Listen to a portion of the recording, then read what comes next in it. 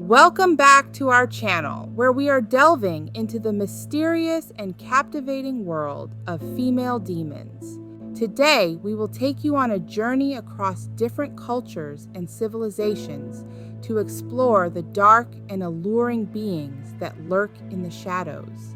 Get ready to be enchanted and terrified as we uncover the secrets of female demons around the world.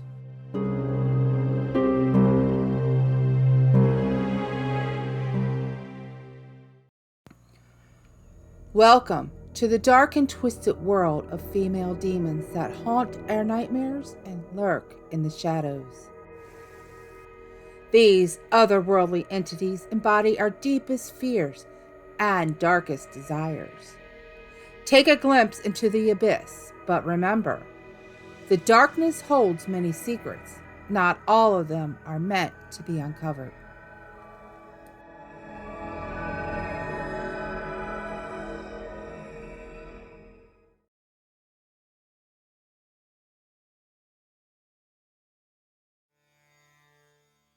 The Jorogumo, a figure steeped in the rich tapestry of Japanese folklore, emerges from the shadows of ancient myths. These spider demons, known for their cunning and allure, have long captured the imagination of those who hear their tales. Rooted in the cultural context of Japan, the Jorogumo story is one of both fascination and fear. In the annals of Japanese mythology, the Jorogumo is often depicted as a spider that can transform into a beautiful woman. This transformation is not merely a physical change, but a strategic one, designed to ensnare unsuspecting victims. The origins of the Jorogumo legend can be traced back to the Edo period, a time when storytelling was a popular form of entertainment and moral instruction. These tales served as cautionary narratives, warning of the dangers that lurk beneath the surface of beauty and charm. The Jorogumo's place in folklore is not just as a monster, but as a symbol of the duality of nature, both captivating and deadly. This duality reflects broader themes in Japanese culture, where beauty often conceals peril. The Jorogumo's mythology is a testament to the enduring power of these stories, which continue to resonate with audiences today, reminding them of the thin line between allure and danger. The Jorogumo's most captivating trait lies in their extraordinary shape-shifting abilities. These spider demons possess the uncanny power to transform into stunningly beautiful women, a metamorphosis that is as strategic as it is mesmerizing. This transformation is not merely a superficial change. It is a calculated move designed to ensnare their prey with an irresistible allure. In their human guise, Jorogumo exude an enchanting charm that is nearly impossible to resist. Their beauty is not just skin deep, but radiates a magnetic pull that draws unsuspecting victims into their web.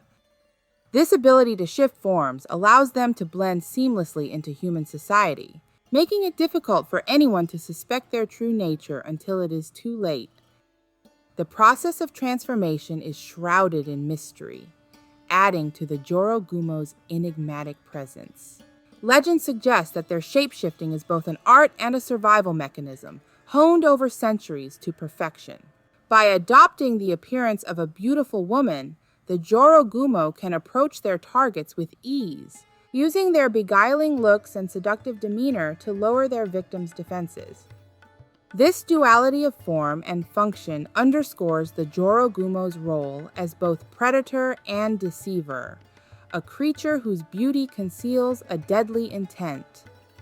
The Jorogumo's predatory tactics are as intricate as the webs they weave.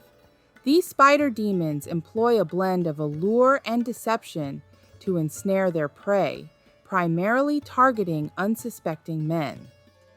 Their approach is methodical, beginning with the transformation into a captivating woman whose beauty is impossible to ignore. This initial allure is the bait, drawing men into a false sense of security. Once the Jorogumo has gained the trust of her victim, she employs a range of tactics to isolate him. Often she lures him to a secluded location under the guise of romance or companionship. Here, the Jorogumo's true nature begins to reveal itself. She uses her charm to keep her victim at ease, all the while preparing to strike. The moment of attack is swift and brutal. The Jorogumo's human facade melts away, revealing her monstrous spider form. She immobilizes her prey with venom, ensuring he cannot escape. The venom not only paralyzes, but also begins the process of liquefying the victim's insides, making it easier for the Jorogumo to consume him. This method of predation is both efficient and terrifying, showcasing the Jorogumo's cunning and lethal nature. Through a combination of beauty, deception, and deadly force, the Jorogumo secures her place as one of the most feared creatures in Japanese folklore. While the Jorogumo reigns supreme in the realm of spider demons, she is not without her minions. Lesser spider demons, though lacking the Jorogumo's shape-shifting prowess, possess their own formidable abilities. These creatures, often depicted as smaller, more grotesque versions of their queen, serve her with unwavering loyalty. Unlike the Jorogumo, these lesser demons cannot transform into alluring women. Their appearance remains consistently monstrous, with multiple eyes and spindly legs that evoke fear and revulsion. However, what they lack in beauty, they make up for in sheer ferocity and a unique power, the ability to breathe fire. This fiery breath is not just a weapon, but a tool of intimidation and destruction. Lesser spider demons use it to incinerate obstacles, clear paths, and, when necessary, defend their queen. The flames they produce are said to be as hot as molten lava, capable of reducing their enemies to ashes in moments. These lesser demons operate in swarms, their collective strength compensating for their individual weaknesses. They are the foot soldiers in the Jorogumo's dark army, executing her commands with precision and brutality. Their presence adds another layer of danger to the already perilous world of Japanese folklore, reminding us that even the lesser-known creatures can wield terrifying power. In the annals of Japanese folklore, tales of Jorogumo encounters with Buddhist monks stand out for their unique blend of spirituality and supernatural intrigue. These stories often depict monks as the unsung heroes who confront the Jorogumo's seductive powers with wisdom and spiritual fortitude. One such tale recounts a monk who, while meditating in a secluded temple, was approached by a beautiful woman seeking shelter. Sensing something amiss, the monk recited sacred sutras revealing her true spider form. The Jorogumo, unable to withstand the monk's spiritual aura, fled into the night, her seductive guise shattered by the monk's unwavering faith. Another story tells of a monk who encountered a Jorogumo disguised as a grieving widow. Invited to her home, the monk noticed the eerie silence and the absence of any other villagers. His suspicions grew, and he began chanting prayers. The Jorogumo's facade crumbled, and she attacked, but the monk's spiritual strength repelled her, saving his life and exposing her true nature. These encounters highlight the Jorogumo's vulnerability to spiritual purity and the monks' role as protectors against malevolent forces. Through their wisdom and unwavering faith, Buddhist monks serve as a counterbalance to the Jorogumo's deceptive allure, reminding us of the enduring power of spiritual resilience. The Jorogumo's beauty is not easily forgotten, even after her true nature is revealed. Victims often find themselves haunted by the memory of her enchanting appearance, a stark contrast to the horror that follows. This lingering effect is a testament to the Jorogumo's power, as her allure leaves an indelible mark on those who encounter her. The initial attraction to the Jorogumo's human form is overwhelming. Her beauty is described as otherworldly, with features so perfect they seem almost unreal. This perfection is part of her trap, drawing victims in with a sense of awe and desire. Even when the facade crumbles and her monstrous form is exposed, the memory of her beauty remains, a cruel reminder of the deception. Survivors of Jorogumo encounters often speak of a haunting duality. They recall the mesmerizing eyes and captivating smile that first ensnared them, juxtaposed with the terror of her true spider form. This contrast creates a psychological scar, a blend of fascination and fear that is difficult to shake. The unforgettable beauty of the Jorogumo serves as a powerful symbol in Japanese folklore. It underscores the theme of hidden dangers lurking beneath the surface, reminding us that what is seen is not always what is true. In the heart of the mountains, a tale unfolds that blurs the lines between love and peril. A man once ensnared by a Jorogumo found himself inexplicably drawn to her despite his narrow escape. His fascination with her beauty and mystery grew into an obsession, compelling him to seek the blessing of a mountain god to marry her. The man, driven by a love that defied reason, climbed the treacherous paths to the mountain god's shrine. He pleaded for the divine intervention that would allow him to be with the Jorogumo. The mountain god, moved by the man's unwavering devotion, granted his wish but warned of the dangers that lay ahead. With the blessing in hand, the man returned to the Jorogumo, who, touched by his determination, agreed to the union. However, their happiness was short-lived. The man soon vanished without a trace, leaving behind only whispers of his fate.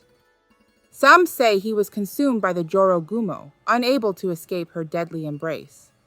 Others believe he was taken by the mountain god, a reminder of the perilous balance between human desire and supernatural forces. This tale serves as a haunting reminder of the thin line between love and danger, and the enigmatic allure of the Jorogumo.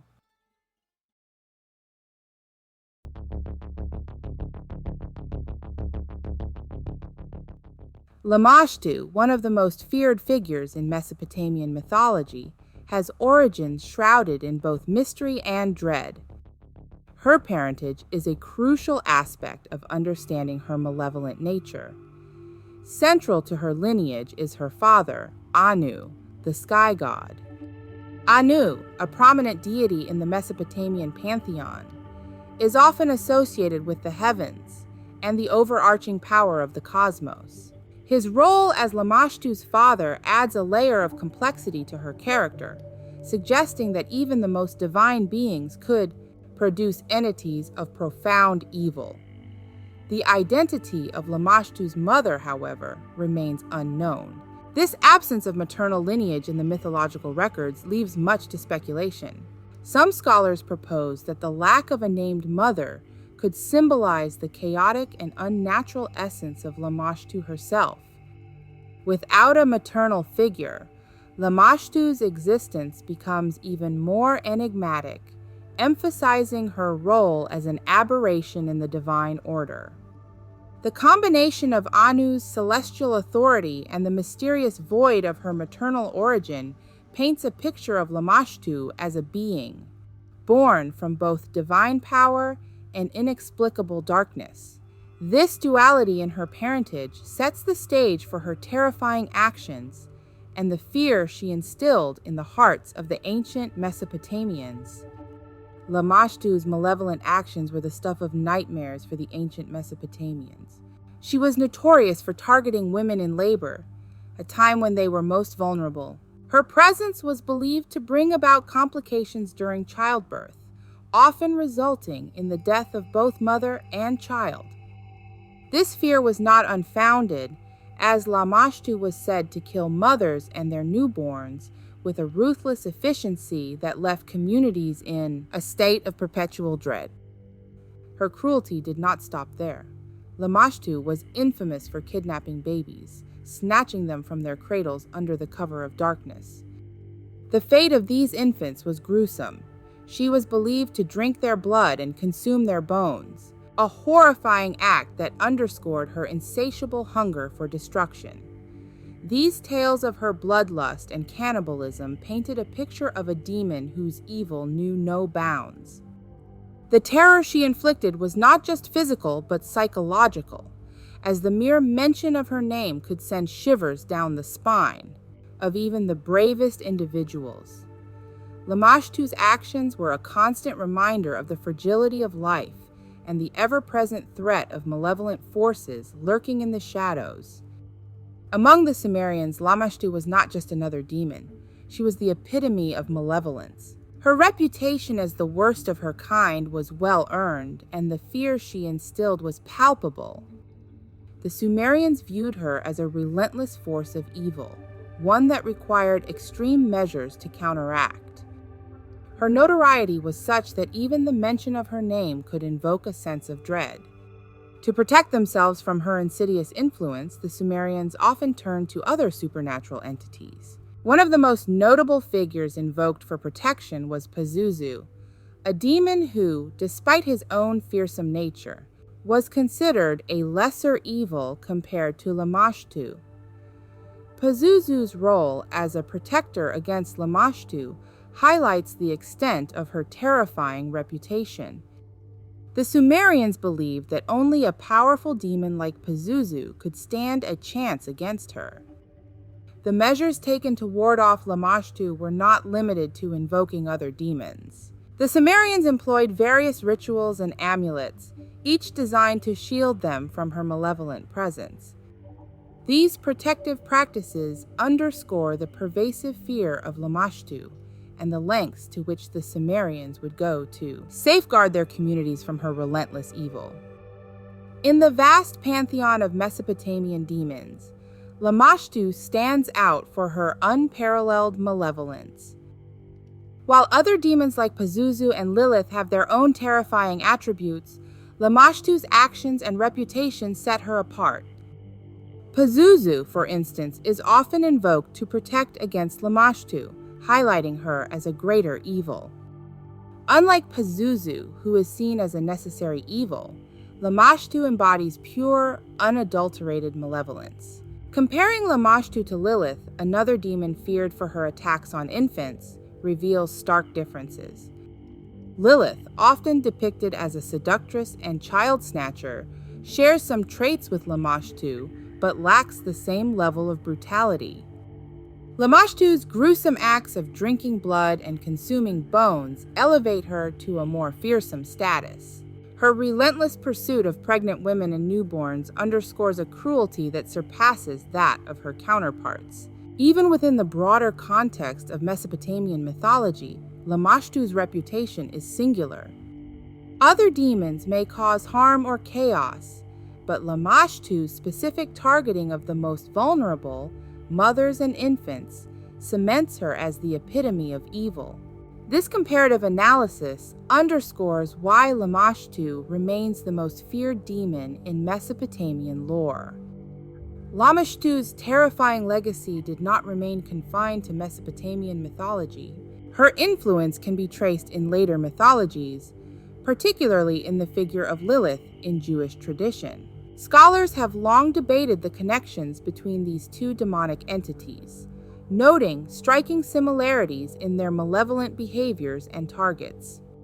Both Lamashtu and Lilith are infamous for their attacks on pregnant women and infants, embodying a primal fear of maternal vulnerability.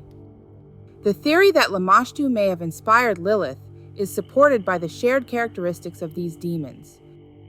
Lilith, like Lamashtu, is often depicted as a night-dwelling creature who preys on newborns and mothers. This parallel suggests a cultural transmission of mythological elements, where the fearsome attributes of Lamashtu were adapted and reinterpreted in Jewish folklore. Moreover, the evolution of Lamashtu's image into that of Lilith reflects broader themes of demonology and the role of female demons in ancient societies. Both figures serve as cautionary tales, warning of the dangers lurking in the shadows. The enduring presence of these demonic archetypes in various mythologies underscores the deep-seated anxieties they represent, bridging the ancient world with later cultural narratives. To combat the relentless terror of Lamashtu, the Sumerians devised a range of protective measures aimed at safeguarding their most vulnerable. Central to these efforts was the invocation of Pazuzu, a demon whose fearsome nature was considered a necessary evil. To counteract Lamashtu's malevolence, Pazuzu amulets, often depicting his grotesque form, were commonly worn by pregnant women and placed in nurseries to ward off her sinister presence. In addition to invoking Pazuzu, the Sumerians employed various rituals and incantations designed to repel Lamashtu. These rituals often involved the recitation of specific prayers and the use of protective charms. One such charm was the Lamashtu plaque, a small tablet inscribed with images and texts meant to drive her away. These plaques were strategically placed in homes and birthing rooms to create a barrier against her evil. Herbal remedies and potions also played a role in these protective measures. Certain plants and concoctions were believed to possess the power to deter Lamashtu, and these were used in conjunction with other rituals. The combination of supernatural invocations, physical amulets, and herbal protections highlights the lengths to which the Sumerians went to shield themselves from Lamashtu's relentless threat. Scholars have long debated the role and significance of Lamashtu in Mesopotamian mythology. Her presence as a demon who preys on pregnant women and infants is often interpreted as a manifestation of the ancient fears surrounding childbirth and maternal vulnerability. This interpretation suggests that Lamashtu embodies the anxieties and dangers associated with bringing new life into the world, serving as a personification of the unpredictable and often perilous nature of childbirth. Symbolically, Lamashtu represents chaos and disorder, standing in stark contrast to the structured and orderly cosmos governed by the gods. Her actions disrupt the natural order, highlighting the fragility of human life and the ever-present threat of malevolent forces. This symbolic role underscores the importance of protective rituals and amulets in ancient Mesopotamian society, as they sought to restore balance and safeguard against her malevolence. Furthermore, some scholars propose that Lamashtu's characteristics may have influenced other cultural myths, particularly those involving female demons. The similarities between Lamashtu and figures like Lilith in Jewish tradition suggest a possible transmission of mythological elements across cultures. This theory points to a shared human experience of fear and the need to personify and combat the unknown through myth.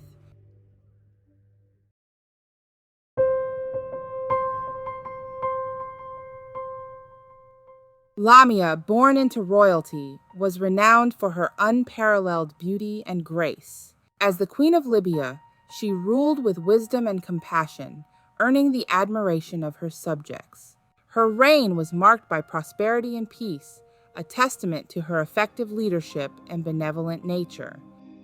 Lamia's striking appearance was often the subject of admiration, her beauty becoming legendary across the ancient world.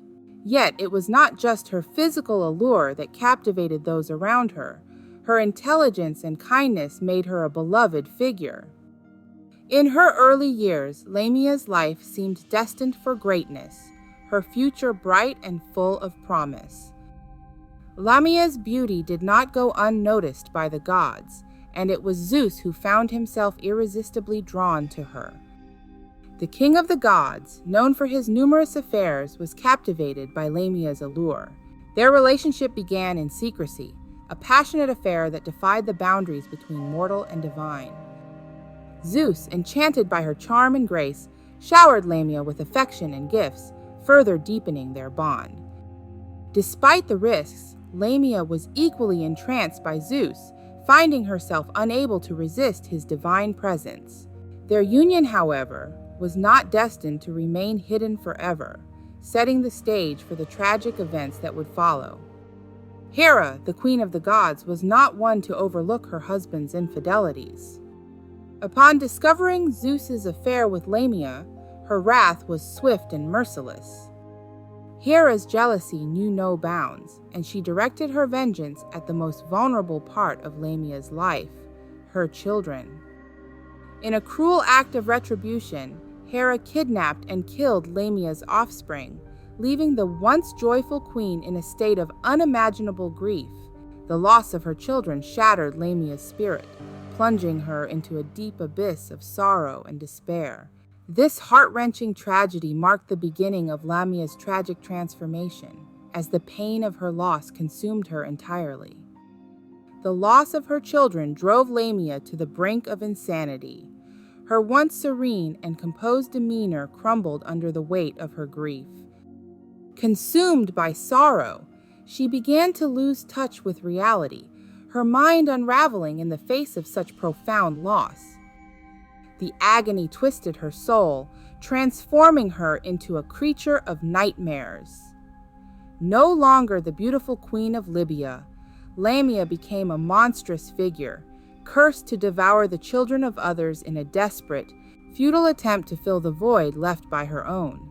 Her physical form mirrored her inner torment, her features becoming grotesque and fearsome, a stark contrast to her former beauty. This tragic metamorphosis marked the complete erosion of her humanity, as the pain of her loss turned her into the very monster she had once feared. Hera's vengeance did not end with the death of Lamia's children. In her relentless pursuit of retribution, she inflicted further torment upon the grieving queen. Hera cursed Lamia with perpetual insomnia, denying her the solace of sleep. This cruel affliction left Lamia in a constant state of exhaustion, her mind unable to find respite from the tormenting memories of her lost children. As if this were not enough, Hera also cursed Lamia by removing her eyes, condemning her to blindness. This act of cruelty stripped Lamia of her ability to see the world around her, plunging her into a darkness that mirrored the despair within her soul. These additional curses compounded Lamia's suffering, ensuring that her torment was both unending and inescapable. Zeus, witnessing the depths of Lamia's torment, could not remain indifferent to her plight. Despite his own role in the events that led to her suffering, he sought to offer some measure of relief. In an act of compassion, Zeus bestowed upon Lamia new eyes, granting her the ability to see once more. These eyes, however, were not ordinary. They possessed the power to see the future. This gift was intended to provide Lamia with a sense of control and foresight, a way to navigate the darkness that had enveloped her life. While it could not undo the past or erase her pain, Zeus's intervention offered Lamia a glimmer of hope, a chance to reclaim a fragment of her former self. This act of divine mercy, though small in the face of her immense suffering, was a testament to Zeus's enduring connection to Lamia and his desire to ease her burden, even if only slightly. Lamia's tragic story left an indelible mark on Greek mythology, serving as a powerful symbol of grief and vengeance. Her transformation from a beloved queen to a monstrous figure became a cautionary tale, warning of the destructive power of jealousy and loss. In various myths, Lamia is depicted as a fearsome creature, preying on children and embodying the horrors of unchecked sorrow. Her legacy persisted through generations, influencing countless stories and cautioning against the perils of divine wrath. Lamia's tale, though steeped in tragedy, remains a poignant reminder of the human capacity for suffering and the enduring impact of myth. As we conclude today's exploration of female demons around the world, we are left with a sense of awe and dread at the power and cunning of these otherworldly beings. Whether they are seeking revenge, seducing mortals, or wielding dark magic, female demons continue to captivate our imaginations and remind us of the mysteries that lie beyond the veil of reality. Thank you for joining us on this journey, and remember to stay vigilant, for you never know when a female demon may be lurking in the shadows, waiting to claim her next victim. Until next time, stay safe and stay curious.